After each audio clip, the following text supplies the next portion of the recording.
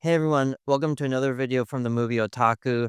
And I've been working on many other videos recently, but I put it all on hold when a few days ago I found out the news that David Lynch has died at the age of 78. And now, of course, it's always sad when a giant of cinema dies, but this one hit me a little bit harder than most of them because it feels like we truly lost like a really wonderful and rich mind. Now, immediately after I found out the news of his death, which was in the morning, right after I woke up one morning, I decided to watch David Lynch, The Art Life, the documentary from 2017. I'd never seen it before, but I wanted to watch it to kind of get a sense of his personality and his early works. And it was a really good experience. Not so much for the documentary itself, but for like what it showed and the stories that David Lynch told. We really got a good sense of like his early childhood life, and we saw a lot of his early artworks. And for me, it helped me to understand a little bit better the man and the artist that was David Lynch. Off the top of my head, I think the only other director who I could really compare to David Lynch was Stanley Kubrick. Not in terms of their styles, but in terms of their fierce independence. Even though both of them were revered by their colleagues and fans, cinephiles, and fellow filmmakers, they weren't really in the mainstream. They made some classic mainstream movies, but their spirit wasn't really mainstream. They kind of lived and worked separately from it. And they both only made a handful of features each, from around 10 to 13 each by my count. But all of them are like cult classics. Oh, at least cult classics. All of them have their critical champions, and all of them are basically classics. But enough comparisons. David Lynch was really a director beyond compare. Now, to be honest, I wasn't always the biggest fan of his, but over time, after I guess my taste evolving and seeing his movies on rewatches, I've learned to accept his artistry, even though I don't completely understand all of his movies. And of course, a lot of Lynch's plots were nigh incomprehensible for the casual viewer, but he was, I think, one of the best creators of like uneasy atmospheres in movie history. And just his atmosphere alone and his wonderful direction keeps me invested in the movie no matter if I can't completely understand or follow what's going on, which is a really nice gift. Which leads me to basically the thing that I value the most about his work, which is the fact that each one of his movies feel like own their own like self-contained rich worlds. They all seem like movies that you could just get sucked into. They all have, like, separate rabbit holes that you could fall under, and you could spend, like, years trying to understand each one of them, and even though he didn't make so many features, all of them have well, almost all of them have this, like, great richness. So even though we can't make any more movies, the work that he left behind is enough to keep us full for a lifetime, basically. Just as a disclaimer, I can't call myself a true Lynch devotee. I mean, I know there are many people, if you go on the internet, you'll find many people who basically seems like they study his work like for a living almost, but I'm not one of those people. I would call myself more of like a casual admirer or a casual fan. And so with that in mind, I'd like to offer you my humble ranking of David Lynch's movies from least favorite to favorite. But first, some ground rules. I'm only going to be including Lynch's narrative features. He, of course, made many shorts, many wonderful shorts, but I'm not going to be including any of them. But just in case you're curious, probably my favorite David Lynch short is The Alphabet. There's also, of course, the question of what to do with Twin Peaks. It's definitely one of his major works, obviously, but what do I do with it? Of course, Fire Walk with Me I'm gonna include because that's incontestably a feature. But what about the show? Well, the first 2 seasons for me are pure TV, and besides, a lot of it wasn't directed by David Lynch himself. In fact, I think most of it wasn't directed by David Lynch himself, so I can't include those. However, Twin Peaks: The Return was fully directed by David Lynch, and I would view that as his last major work. So Twin Peaks: The Return, I am gonna be including in this list. So anyways, without further ado, here's my least favorite David Lynch movie. To be honest, I struggled to come up with my least favorite David Lynch movie because there are 2 of his movies that I actively dislike. In the end, I decided to go with his epic disaster, Dune. So to be completely transparent, I couldn't bring myself to rewatch the movie again for this video. One torturous time was enough. However, I do remember very clearly being really bored by it and just thinking it was like one of the ugliest things I've ever seen, which is disappointing because I went into it with relatively high expectations, hoping to find that, underneath the really bad reputation, there would be like a really like interesting big budget 80s sci-fi movie that was kind of waiting to be rediscovered. But no, its reputation preceded it. It was just as bad as everyone says it is. Which leads me to number 10. And unlike Dune, this is a movie with a lot of critical acclaim behind it, even winning the Palme d'Or at the Cannes Film Festival in 1990. But for me, it's clearly one of his worst and clearly one of his least interesting movies. It's Wild at Heart. Actually, I said for a long time after I saw this movie for the first time that is probably my least favorite movie of all time. It's the one that I hate the most. However, after rewatching it a few days ago in order to do this video, I decided it's not my least favorite movie, probably. It probably doesn't deserve to be called that, but I still hate it. Where do I begin? I think for one, the structure does not work at all. Basically, the first half of the movie is just like a really laborious series of like cross-cutting between the the empty-headed couple played by Nicolas Cage and Laura Dern, between that and Diane Ladd's mother of Laura Dern, who's just like one of the most unpleasant characters you can imagine. And those two plot lines are cut with this really like dull and uninteresting like conspiracy plot line that really doesn't have much to do with the story at all. And to be honest, it probably could have just been cut. Basically, there's so much back and forth constantly between like these three things that there's like no forward momentum in the first half. And besides, each plot strand is really uninteresting to me anyways. So it basically feels like a dead movie for most of the movie. And on top of that, the movie is both Lynch's most annoyingly campy movie and one of his most repulsive. Nicolas Cage's Elvis impersonation was cute sometimes, and it was enjoyable like a couple of times. But for me, it kind of like took over his character at some points, and it just kind of ruined my sense and interest in his character. And then there's a whole Wizard of Oz pastiche, which was really annoying, I thought, especially the ending. The ending was just, I mean, it's clearly Lynch's like worst ending in any of his movies. It's just like, it's just stupid. But then at the same time as this like campiness and this cheesiness, we have like real nastiness, especially Willem Dafoe's character, whose like teeth are just ugh, and his like just John Waters mustache, and of course his actions, what he does, is just a really like horrific character. I mean, of course that was his intention, but still, I don't like watching it. But for me, the most egregious thing in the movie is at the beginning, where our hero just like bashes this black guy's head into the stair railway and into like the marble floor until you see his brains like splattered across the floor. And then we're supposed to think that this is like cute when he does the Elvis uh kind of pose at the end. It's just like really like uncomfortable and it gives a really unpleasant feeling. And then we have scenes like this, which for my money are far too overplayed and just add this kind of element that doesn't need to be there, I guess. And another thing is the settings are really unattractive. One thing we can always count on David Lynch for is interesting looking sets, but I don't think this has any. Ultimately, it feels like there's not much buried underneath the surface. For my money, Wild at Heart is his most disposable project. So now coming in at number 9 is something that Lynch fans probably are not going to like me for, especially because recently it's been reappraised by almost everyone as one of Lynch's best movies, but not by me. It's Twin Peaks Fire Walk with Me. This is the movie that Lynch made after Wild at Heart, and to be clear, it's a huge step up in quality. I also think it can be said to be his first labyrinthine movie, and as such, I think it justifies you spending plenty of time with it. And to be fair, maybe eventually I'll eventually come around to it if I just spend enough time with it and try to really appreciate it. But for me, right now, I think the labyrinthine nature works against it. My old criticism of David Lynch, which I don't have anymore, but my old criticism of him was that if you couldn't understand his plots and if you couldn't really follow what was going on in the movie, the emotions were closed off to you and it's difficult to enjoy. I don't think that anymore. except with this movie. Now, as an expansion of the show Twin Peaks, it's brilliant and clearly indispensable.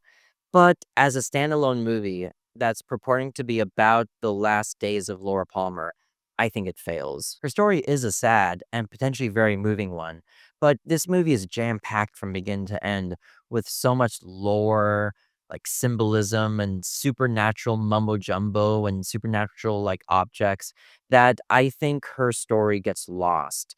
And I can't get behind her as much as I could if it didn't have all like the extra stuff that you really need to do your homework in order to understand. For me, they arguably make Laura Palmer less of a person and more like simply like a piece of a metaphorical puzzle that I'm to analyze as part of a larger scheme of things. Case in point, the opening 35 minutes. We get the story of two policemen who are investigating the death of Teresa Banks, the girl killed before Laura Palmer was killed. And then we end with the scene of David Bowie, which is definitely one of the most like consequential scenes in the Twin Peaks lore. As an episode of Twin Peaks, this would have been one thing, and that would have been all for it. It would have been a really great episode. But what does any of this have to do with getting me involved in Laura Palmer's emotions and getting a feel for Laura Palmer's situation? It has nothing to do with it. It just makes it a really, like, distracting movie where I can see the great movie that Lynch had going within it, and to be sure, there's a lot of powerful scenes in this movie, between Laura and her father.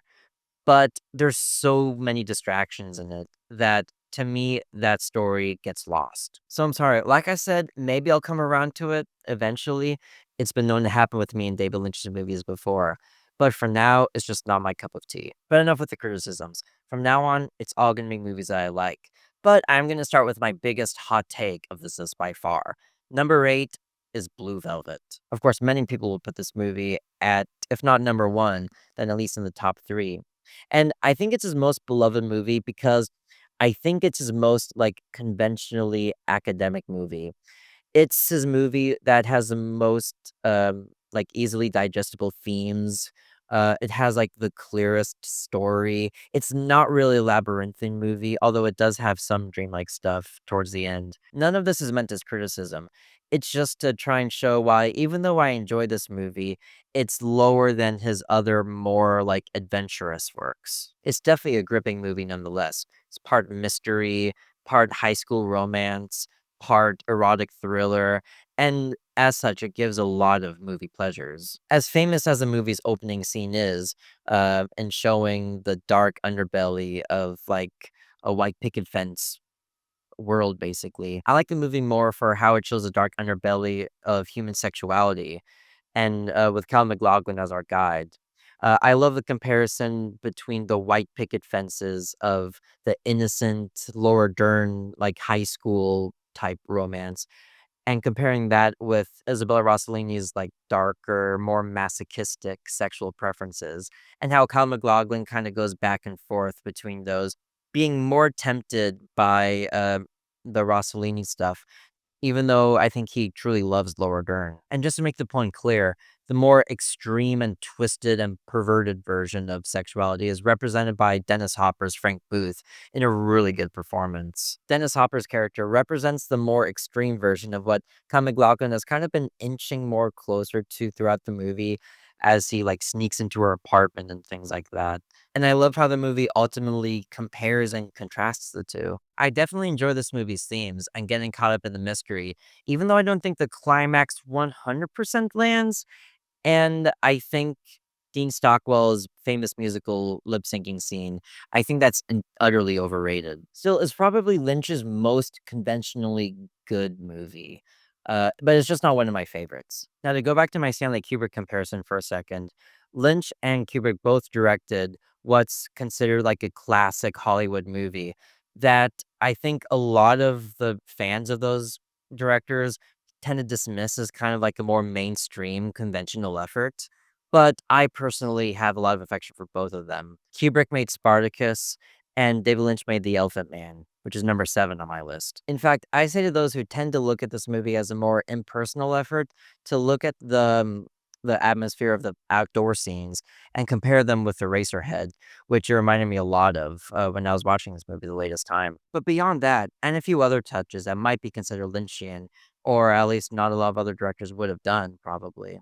I've had this movie for being rich in more conventional movie pleasures that probably would have been a high mark in most other directors' careers. The makeup on the Elephant Man is extraordinary, and David Lynch did a really great job of holding it and not revealing it until about 30 minutes into the movie. The movie, I think, is very sensitive actually to the Elephant Man situation, which is something that I probably wouldn't have expected from David Lynch. But to add to that, John Hurt gives a wonderful performance as the Elephant Man, even though he's literally unrecognizable. Like, there's no way, it would be impossible to tell that that was him. But the way he delivers lines make us feel for the Elephant Man so much, and the way he moves, the whole movie doesn't feel exploitative at all. It feels very sensitive and humane. Of course, the whole movie lives or dies by his performance, and I think it's a very emotional one and a very moving one. It's one that affords the Elephant Man a lot of dignity. True, it's definitely Lynch filtered through convention, but I think only the most cynical person wouldn't be able to find this movie worthwhile and entertaining. Oh yeah, and of course, fun fact, the movie was executive produced by one of my movie idols and one of my favorite directors, Mel Brooks. It was made by Studio Brooks Films, and its music was composed by his regular composer, John Morris. It's basically a Mel Brooks film, which is so cool. Now moving on to number 6. And this is a movie that's the complete opposite of conventional in every way. It's Lost Highway. To be honest, I'm still not entirely sure what to make of Lost Highway. It's probably the Lynch movie that I, get or follow the least, and it's probably his movie in which the details seem, not very memorable to me. Shortly after I watched this movie, maybe a week later, I've forgotten most of what happened in it. But on the other hand, it deserves special recognition for being probably his most extreme movie, his most heavy metal. Of course, the rock-laden soundtrack is a big part of this, as are the sometimes, extreme violence and the copious amount of sex and nudity. And it's ultimately the sexy atmosphere of this movie that makes me enjoy it like I do. Even though I don't always remember the details of what actually happens in the movie, a lot of the images stick with me no matter what. For example, the couple Bill Pullman's and Patricia Arquette's apartment layout and the space that Lynch makes between the all the furniture and stuff. That's really memorable. I always think about Bill Pullman's gig at the beginning of the movie that has all those strobing lights. I love the sex scene on the beach that's bathed with light. And I also love all the shots of the highway, of the car, zooming down the highway. And you see the yellow lines in the middle. It also has one of the funniest scenes in any David Lynch movie, which is where the gangster beats up this guy on the side of the road for not closely obeying the traffic rules. And he threatens him to study the driver's handbook. It's just a really funny scene. I definitely respect the hell out of this movie and David Lynch for making it and not capitulating to the critics who thought that Fire Walk with Me was getting a little too abstract and instead pledging deeper and making his most labyrinthine movie yet. But while the Twin Peaks movie feels like I have to do a lot of homework in order to enjoy it, this movie is very easy to enjoy. Just on the basis of David Lynch's filmmaking and the atmosphere he creates. And in a way, Lost Highway kind of represents a lost highway for me, or I guess more like an undiscovered highway. Like I said before, I'm more of a casual fan of David Lynch, and my style isn't really to watch the same movie over and over again. But I feel like if I did wanna watch this movie over and over again, I would discover a lot. And I feel like even though I really like this movie, it feels like an uncharted planet even. Um, if I choose to explore one day, I could explore it, and I could probably get a lot out of it. But that just speaks to the longevity of David Lynch's work, and how valuable they are. And speaking of labyrinths, coming in at number 5 is Twin Peaks: The Return, and labyrinths don't get much bigger than this one. But first, a slight confession. Apart from Fire Walk with Me, which I watched for the first time several years ago, I hadn't seen any of Twin Peaks until about 6 months ago. So I'm a really new fan of it. I'm definitely a newcomer. But even with my limited experience with Twin Peaks, to me it's clear that The Return is the peak of the entire franchise. How do I begin to talk about a 17-hour behemoth like this? Well, I guess I'll just make a few observations that I really liked. Oh, and there are going to be a couple minor spoilers here, so proceed with caution if you haven't seen it. For one, I love Kyle MacLachlan's performance in this movie. He's got a triple role. All three characters are so different, especially the first two that he plays, Dougie and well, I forgot his name, but the Bob, controlled character. They're such polar opposites. Yet, for me, I never noticed Kyle MacLachlan. I only noticed those 2 characters. He does such a great job of separating the 2. And then closer to the end when Dale Cooper comes back, it's like he never left, and he gives another amazing performance there. This triple role was just magnificent. Second, I was really struck by Lynch's depiction of an empty America, and I mean literally empty. Compared to the warmer, more lived in, and more textured atmosphere of the Twin Peaks show, this movie feels almost lifeless, almost like you're watching an alien planet. Even when the movie goes back to Twin Peaks, and we see the same characters and the same environment, something feels off. It doesn't feel welcoming.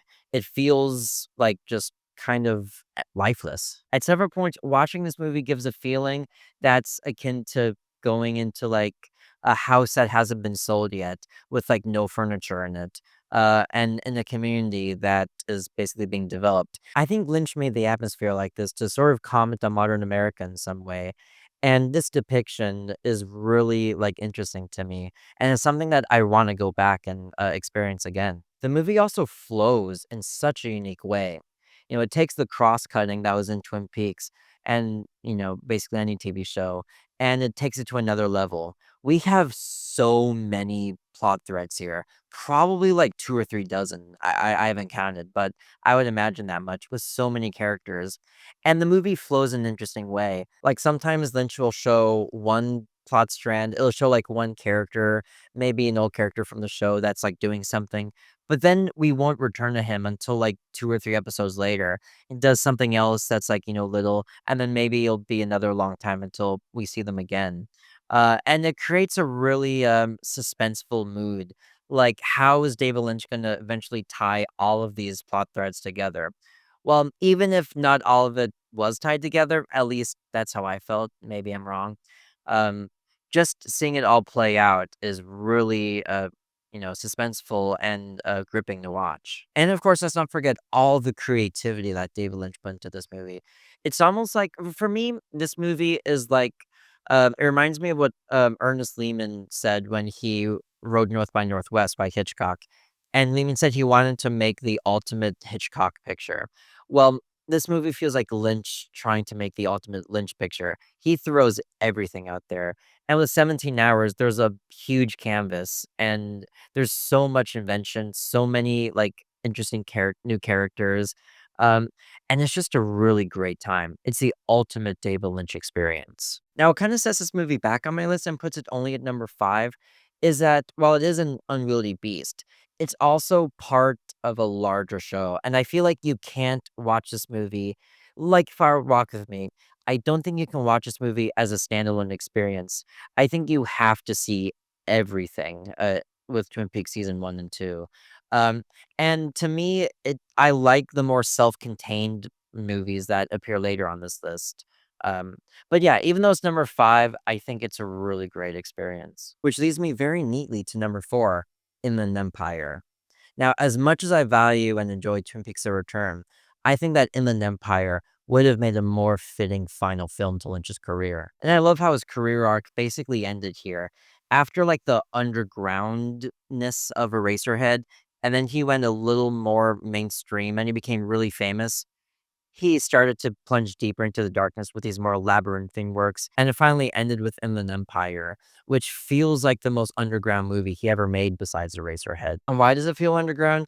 Because Lynch basically shot this in an improvisational manner, piecemeal. He would get ideas and then he would just shoot them, not really knowing how they would all eventually come together. So a lot of it was done without like a script, without like you know, an overall design beforehand. And also he shot it with a consumer grade Sony camera. And you can feel this freedom in every second of the movie. It's so palpable. Even the parody of the daytime talk show that appears earlier in the movie with Diane Ladd and William H. Macy making an appearance as the announcer, even that feels like it was just like shot in like a back room somewhere with no studio money. And with just this cheap camera and minimal budget, Lynch created his most dreamlike odyssey. And to quote Mark Kermode when he was reviewing this movie, It's like you enter the theater on Wednesday, and by the time you leave, you don't know what day of the week it is. And that feeling is absolutely there. On first viewing, and likely more, it's an incredibly disorienting experience. Laura Dern is basically like in one place 1 minute, and then the next minute she's like a different character in like a completely different environment. And a lot of the movie basically plays like that. But the transitions between these parts are so seamless that even though these things aren't in chronological order necessarily, David Lynch makes them feel like at least they're in chronological order. And it just feels like one continuous stream. And even though I don't really understand what's going on half the time, I'm always thrilled and engaged by it, which is a great testament to David Lynch's directing skills. And it all concludes with probably his most celebratory ending. And it's his ending that hits me the hardest, the most powerfully. It definitely took me a few times to be won over by this movie. But now, after having just seen it again, I think for the third time a couple days ago, it's definitely one of my favorites. Now, what may I ask can possibly follow up such a super dense and experimental mind bender like Inland Empire? Well, how about a G-rated Disney movie? Number three, it's The Straight Story. To be fair, I don't think many people would rank this movie so highly as to put it in the top three. But after I watched this movie really closely to make a video about it a few months ago, I can tell you that I think it's genuinely a great movie, and I would say it's one of David Lynch's best. And I think this is partly because of, despite the possibly hokey premise, this movie is so wise and so gentle, and it does not feel sentimental one little bit, and we have David Lynch to thank for that. Richard Farnsworth's magnificent performance assures us that we're always engaged with his journey. He's such a likable character. We always root for him every step of the way. And the way he has like these golden nuggets of wisdom does not feel like tacked on or cheesy. It feels real. And of course, he was real. He was based on a true person. And the movie does not taint his memory at all. It's a really honorable performance, I think. And it's also because there's a layer of secrecy to him. We don't really know everything about him. It doesn't feel invasive like that. Instead, the movie very gently and very sensitively gives out information little by little, just enough so we can, keep a rooting interest in him. And I also love this movie as a tribute to the American land and the American small town. Angelo Badalamenti's score really complements the beautiful cinematography well. And I love like the also empty atmosphere of these small towns, kind of like The Return. But of course, here it's much more friendly and inviting. And it feels like there's a great sense of community. Like everything is really nice and warm. Um, it's touching that way. If you're interested in seeing my more detailed thoughts about this straight story, I recommend watching the video I made about it. But suffice it to say, despite all the differences it has with Lynch's like typical style, I think this is a movie that maybe made me respect David Lynch the most. And I think this is a movie that turned me from maybe like I'm on the fence about him to definitely a fan. And I think it's because he showed his range in this movie, as well as his heart and his soul. And now for my top two. If you've been keeping track of this list so far, you know what these two movies are. But for me, the difficult part is the order of these movies.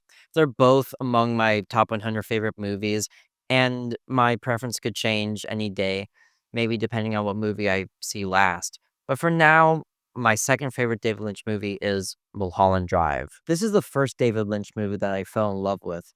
And even though I've seen it many times and I've really tried to understand this movie, it still remains incredibly mysterious and very elusive. And I think part of this is probably due to its origin as a TV pilot. The first half of the movie, we get a lot of different strands in this movie, a lot of things to keep track of. We cut back and forth between multiple storylines, but in an engaging way, unlike what Wild at Heart does. We have the two lead characters in their apartment, and we cut back and forth with the director, Adam Kesher, who's basically struggling with this group that wants to take over his movie and hire the girl for her. But then we have other like sequences that seem like unrelated at first. Like for example, the famous scene of Winkies, the hitman scene, and so on. And also the scene of the gangster coming to the director's wife's house and him, punching Billy Ray Cyrus, which is kind of funny. Because of all this, one couldn't exactly be blamed by saying that the movie starts off as kind of a unrelated series of events. But then once the movie really finds its groove and finds its rhythm, it becomes at once more coherent and more indecipherable. It becomes a lot darker, has some really mysterious scenes to it, and then eventually the two leads become different characters. Now, one of the things I enjoy the most about Mulholland Drive is the acting, especially in like the quote dream section, which is like most of the movie. And I especially love the performance by Naomi Watts. She takes a big risk with this movie by playing like an over the top version of like a starry eyed dreamer. But this over the topness works with what David Lynch is trying to do and what his style is. And then once we get to about the halfway point, she does the audition scene, which like her acting style completely changes. She's not an over the top, naive, innocent girl, but she becomes, like, much more, like, seductive and darker, and the whole scene is probably one of my favorite acted scenes in any movie. The 2 actors do things in this scene that probably would not fly in not only real life, but in any other ordinary movie. But with every, like, over the top, slow line reading, with every, like, long pause, and with every, like, kiss on the cheek that Naomi does, or, like, the brushing of her lips against his, it hits like a hammer blow to me. And in fact, the whole movie is filled with this like kind of knowing overacting, not just by Naomi Watts, but also like the director in that same scene is just like one of the funniest characters in the movie. And then in the famous Winky scene, the other guy, the way he responds is such like a TV style of acting, like the way he makes all his like exaggerated like moves before responding. It's just hilarious. Now, for a long time, I thought Mulholland Drive was my favorite David Lynch movie, but if I had to say why it's number 2 now is because I think the movie does sometimes, in the first half, feel like a series of events, and kind of the whole movie, it feels like there's some very powerful moments and a little downtime and, like, very powerful moment and then a little downtime. For me, it feels kind of like a series of these set pieces, but that's a very small nitpick, and I'm just, like, trying to criticize it in some way. It's one of my all-time favorite movies. It's just a masterpiece, which finally leads me to number 1, and for now, my favorite David Lynch movie.